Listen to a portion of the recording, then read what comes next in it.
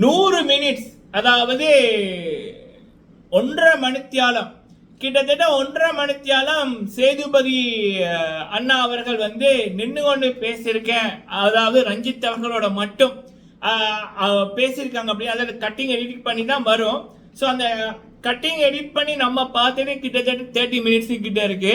அப்ப எவ்வளவு தூரம் ரஞ்சித் அவர்கள் வந்து மக்கள் செல்வனை சுத்த வச்சிருக்கார் அப்படி என்பதை நோட் பண்ணிக்கொள்ளுங்க. இதே நேரத்தில் ஆனாலும் மக்கள் செல்வன் அவர்கள் அவ்வளவு தூரம் பொறுமையாக அவர் ஹேண்டில் பண்ண விதம் அது வந்து சிறப்பா இருக்கு. சரி, இந்த வீடியோல பார்க்க போற விடயங்கள், முத்துக்குமரன் அவர்கள் ரஞ்சித் அவர்களுடைய முகமூடியை கிழித்தாரு. அதே நேரத்தில் அவர் பண்ண இன்னொரு விடயம், இது எத்தனை பேர் பார்த்தீங்கன்னு தெரியல, இதனாலதான் முத்து அவர்களை பல பேருக்கு பிடிச்சிருக்கு, ரசிக்கிறாங்க. இது ஒன்று. அடுத்தது மக்கள் செல்வனோட அக்கறை, இந்த ஷோவுக்காக அவர் பண்ற விடயங்கள். ஜாக்லினை பத்தி பெரிய ஒரு உண்மை, அது நம்ம எல்லாருக்குமே தெரியும். ஆனா ஆனந்தி அவர்கள் சொல்லிக்குள்ள அது கொஞ்சம் நம்ம வந்து பகிரணும் அப்படின்னு தோணிச்சு. இந்த விடயங்களை இந்த வீடியோல பார்க்கலாம். ஃபர்ஸ்ட் வந்து எல்லாருக்கிட்டையும் கேட்டாங்க கேப்டன்சியை பத்தி, ரஞ்சித் அவர்களை பத்தி. அதில் முத்து அவர்கள் மட்டும்தான் கரெக்டா சொன்னாங்க. என்ன அப்படின்னா, ரஞ்சித் அவர்களை நான் பல தடவை இந்த 70 நாட்கள் பார்த்துருக்கேன். அந்த 70 நாட்கள்ல ராயன் அப்படின்னு நான் சொல்ல முடியுமா? அதாவது அவரோட உள்ளுக்குள்ள இருக்கிறது உண்மையான ஒரு குணம், அவருக்கு பண்ணணும் அப்படின்னு ஒன்று இருக்கு. அதாவது நம்ம ஒருத்த வரணும்ன்றா அதை வந்து அவர் வெளிவிடுறாரு இல்லை, அவருடைய உண்மையான இது வந்து இது இல்லை. அவருடைய அந்த உண்மையான குணத்தை அப்படியே கண்ட்ரோல் பண்ணி போட்டு அப்படியே இருக்காரு. அது நானும் ஆரம்பத்தில் பல தடவை சொல்லியிருப்பேன். முக்கியமா ரவீந்தர் சார் வர்சஸ் ரஞ்சித் அவர்களுடைய அந்த சண்டை வரைக்குள்ள கூட அந்த பிராங்குக்கு அப்புறம் இவனுங்க இந்த விஷாலு இந்த இவனுங்க எல்லாமே சேர்ந்து ரஞ்சித் அவர்களை ரவீந்தர் சார் அவர்கள் யூஸ் பண்ணிக்கிட்டாங்க அப்படின்னு சொல்லக்குள்ள அவருடைய அப்பவே அவருடைய மாற்றம் வரும், அவருடைய கோபங்கள் வரும். ரவி சார் மேல அவர் அந்த வீக்கெண்ட் வரும் வரைக்கும் அவ்வளவு கோபமா இருப்பார். ரவி சார் எவ்வளவு சொல்லியும் அவருக்கு வந்து அது மண்டையில வேறு இருக்காது. ஆனா அவர் தன்னை கண்ட்ரோல் பண்ணிக்கிட்டு அவருடைய அந்த கோபம் வெளியில வரக்கூடாதுன்னு நடிச்சிருப்பாரு. சரியா? ஆனா இவ்வளத்துக்கும் ரவீந்தர் சார் அவர்கள் ரஞ்சித் அவர்களை அந்த வீக்கெண்ட் காப்பாற்றணும், மக்களிடம் நல்ல மாதிரி அவருக்கு ஒரு பதிவு செய்யணும் அப்படின்னு சொல்லித்தான் அவர் எல்லாம் பண்ணாரு. ரஞ்சித் அவர்களுக்கு பண்ண போய் அது அவருக்கு ஒரு நெகட்டிவிட்டியா மாறிட்டுது. சரியா? இதை கூட ரஞ்சித்தால புரிஞ்சு கொள்ள முடியல, என்னத்த பண்றது? சரி, அப்படி இருக்கக்குள்ள நம்ம ஆரம்பத்தில் இருந்து அப்பவிருந்தே சொல்லி கொண்டிருப்போம், ரஞ்சித் வந்து உண்மையான கேரக்டர், ஒரு கோபக்காரர் அது. ஆனா அதை வெளியில வராம அந்த அன்பு அப்படின்ற மாதிரி நடிச்சு கொண்டிருக்காருன்னு அவன் இத்தனை பேர் சொல்லக்குள்ள முத்து அவர்கள் மட்டுமே அந்த கருத்து, அவருடைய உண்மையான குணம் இது வருது அவருக்கு இது, ஆனா அதை அடக்கி கொண்டிருக்கார் அப்படின்னு முத்து சொன்ன விதம் சிறப்பா இருந்துச்சு. நீங்க ஒவ்வொரு வீக்கெண்டுமே வந்து பாத்தீங்கன்னா முத்துக்கு மட்டும்தான் உண்மையான கைதட்டல் வரும். எழுந்து நிற்கிறது அது காசை கொடுத்து இல்ல பிச்சைக்காரங்களை கூட உள்ளுக்குள்ள அனுப்பி இந்த சௌந்தர்யாக்கு வர்ற மாதிரி கைதட்டல் வர்றது மேட்டர் இல்ல. ஒரு விடயம் பாயிண்டா சொல்லிக்குள்ள அந்த ஆத்மாத்தமா கைதட்டல் வரணும் இல்ல, அது முத்துக்கு மட்டும்தான் வருது, அது சிறப்பு. இது வந்து முத்து அவர்கள் மக்கள் செல்வன் கேக்குள்ள ரஞ்சித் அவர்களை பற்றி சொன்னது. ஆனா அந்த பிரேக் விட்டதுக்கு அப்புறம் ஒரு மனிதரா ரஞ்சித் அவர்கள்ட்ட அவர் போய் சொல்வார்ல, அதாவது இப்ப 10 வீக் முடிஞ்சுது, இனி ஒரே ஒரு வீக் தான் இருக்கு, அதுக்கப்புறம் வார வீக் எல்லாம் வந்து பாத்தீங்கன்னா இது ஃப்ரீ ஸ்டார்ஸ் இருக்கு, டிக்கெட் ஃபினாலே இருக்கு, அப்புறம் மணி பாக்ஸ் வைப்பாங்க, அதுக்கப்புறம் வந்து ஃபினாலேக்கு முதல் வீக், அடுத்தது ஃபினாலே வீக், ஸோ இல்ல ஃபினாலே வீக், இதுக்கு இந்த வீக்குக்கு அப்புறம் 4 வீக் தான். ஸோ அப்ப நம்மளை ப்ரூவ் பண்ணணும் அப்படின்னா இதுதான் ஒரு வீக். உங்களுடைய அக்கறைக்காகத்தான் விஜய் சேதுபதி அண்ணா அவர்கள் இவ்வளவு தூரம் பண்றாங்க, நீங்க இந்த வீக் நல்லா பண்ணுங்க அப்படின்ற மாதிரி முத்துக்குமரன் அவர்கள் ரஞ்சித்திட சொன்னார்ல, இதுதான் முத்து. இந்த குணத்துக்கு தான் இத்தனை கோடி பேர் முத்து முத்து என்று சொல்றாங்க. இந்த குணம் வேற யாருக்கிட்டயுமே இல்லை.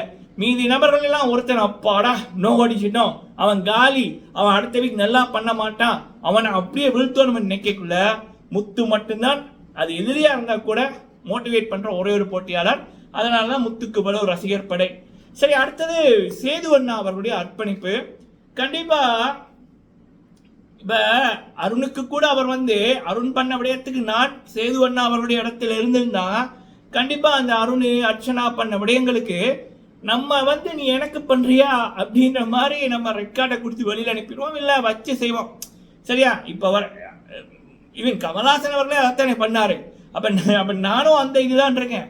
ஆனா சேதுபதி அவர்கள் வந்து ஏன் உயர்ந்திருக்கார் அப்படின்னா அப்படி பண்ணவனை கூட அவன் நல்லா இருக்கணும்ன்றதுக்காக அவர் பண்ணாருங்க. இன்னைக்கு கூட ஒரு அக்கா கேட்பாங்க கேள்வி, நீங்க எப்படி சார் இவங்களுடைய எல்லாம் தாங்கிக்கிறீங்க, நீங்க ஒண்ணு கேட்பீங்க, அவனுங்க இதெல்லாம் சொல்லுவானுங்க, எப்படி சார் ஹேண்டில் பண்றீங்கன்னு. அப்ப சேது என்ன சொன்னாங்க, ஸோ அவங்களுக்கு ஒரு இதொன்று இருக்கு, எங்க கேமுக்குள்ள போய் இமேஜ் காலியாயிருமோ அப்படின்னு.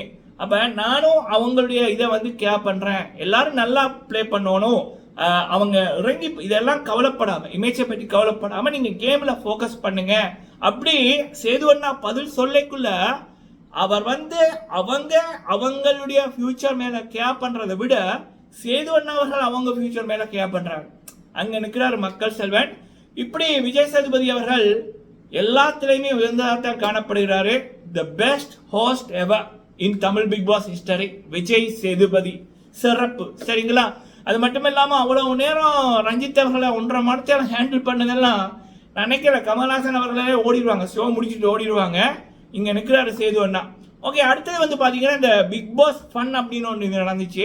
அதுல ஆர்ஜி ஆனந்தியும் சாச்சனா அவர்களும் பார்ட்டிசிபேட் பண்ணாங்க. அதுல இந்த ஜாக்லினை பத்தி ஆனந்தி அவர்கள் உண்மையை சொல்லியிருப்பாங்க. என்ன அப்படின்னா, யாருக்கு வீக்கெண்ட்ல கைதட்டல் வருதோ அவங்க கூட ஜாயின் பண்ணிடுவாங்க அப்படின்னு. 100% உண்மை. சரிங்களா? இந்த ஜாக்லின் வந்து அந்த வீட்டுக்குள்ள யாருக்குமே உண்மையா இல்லை, அடுத்தவங்களை யூஸ் பண்ண பார்க்கறது, ஒருத்தவங்களை பற்றி தப்பான ஒரு இன்ஃபுளுன்ஸை கொடுக்கறது, கூட இருந்தே குளிப்பறிக்கிற ஒரு நபர் தான் இந்த ஜாக்லின். சரிங்களா? ஸோ அது வந்து நான் பல தடவை சொல்லியிருப்பேன். ஆனந்தி வெளியில வந்ததுக்கு அப்புறம் அவங்கள பற்றி சொன்னது சிறப்பா இருந்துச்சு. அடுத்தது வந்து பாத்தீங்கன்னா சாச்சனா அவர்கள் கூட அந்த எபிசோட்ல இந்த பிஆர் சௌந்தர்யா, அதாவது ஆனந்தி வந்து அந்த இது மேட்ச் பண்றதுல ஆனந்தி வந்து சௌந்தர்யா வந்து ஃபன்னியஸ்ட் அப்படின்னு மேட்ச் பண்ண போய்க்குள்ள சாச்சனா அதிரடியா சொல்லுவாங்க, நம்ம ஃபன்னியஸ்டா, இது ஃபன்னியஸ்ட் மாதிரி நடிக்குது, கிரியேட் பண்ணணும்னு ஏதாவது பண்ணும், ஆனா உண்மையா இது ஃபன்னியஸ்ட் இல்லை அப்படின்னு. சத்தியமா சௌந்தர்யாவும் ரஞ்சித் அவர்களோட கேரக்டர் தான். உண்மையிலேயே அந்த அம்மா கூட இருக்கிறது அந்த வன்மம் கோபம் அது. ஆனா அந்த அம்மா சில வேலைகள்லாம் அந்த உண்மையான கேரக்டர் சொன்னாக்காவை வெளியில காமிச்சிடும். ஆனா வந்ததுக்கு அப்புறம் அதை மறைக்கிறதுக்கு இந்த கியூட் மாதிரி டான்ஸ் ஆடுறது அது இதுன்னு ஏதோ எல்லாம் பண்ணி கொண்டிருக்க, அந்த முடி எப்படி பண்றது அப்படின்னு. என்ன ரஞ்சித் அவர்கள் உள்ளுக்குள்ள வரைக்குள்ள ஏதோ சின்ன பிஆர் டீமை வச்சுட்டு வந்துட்டாரு. இந்த அம்மா வந்து 10-11 லட்சம் கொடுத்து பெரிய பிஆர் டீமை வச்சுட்டு வந்துட்டு அவ்வளவுதான் டிஃப்ரெண்ட். சரிங்களா? ஸோ மற்றும்படி இப்போ ரஞ்சித்துக்கும் சௌந்தர்யாவுக்கும் வித்தியாசமே இல்லை, ரெண்டுமே எப்பயோ வெளியில போக வேண்டிய நபர்கள் தான். பட் கேரக்டர் ரெண்டுமே ஒண்ணுதான். சரிங்களா? ஸோ மக்களை நீங்க இதை பத்தி என்ன நினைக்கிறீங்க அப்படின்றத சொல்லுங்க. அடுத்தது முத்துக்குமரன் அவர்களுடைய பேர் இந்த 11வது வார நாமினேஷன்ல இருக்குது. ஸோ மறக்காம ஓட்டை தெறிக்க விடுங்க. சரிங்களா? கலக்குறோம், ஜெயிக்கிறோம், தட்டுறோம், தூக்குறோம் டைட்டில். சரிங்களா? நன்றி.